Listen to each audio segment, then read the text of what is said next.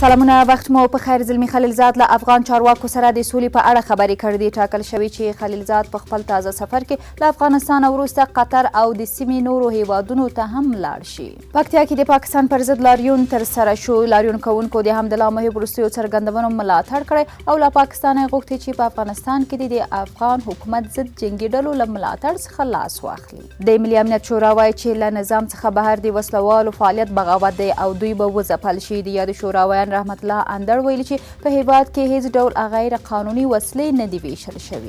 ولسمشر غني د لوګر ولایت لپاره د ښوونکو 850 نوي بستونه منظور کړل. د ولسمشرۍ ماڼۍ د چارو اداره وایي چې د ولسمشر غني لخوا دا پریکړه د لوګر د اوسیدونکو په غوښتنه شوې ده. او روغتیا وزارت وایي چې په تیرو 24 ساعتونو کې په هیواد کې د کرونا وبا 1309 نورې مثبتې پیښې ثبت شوې دي. د یاد وزارت خبره په همدې موده کې پر کرونا اخته 50 کسان مړه شوي هم دي.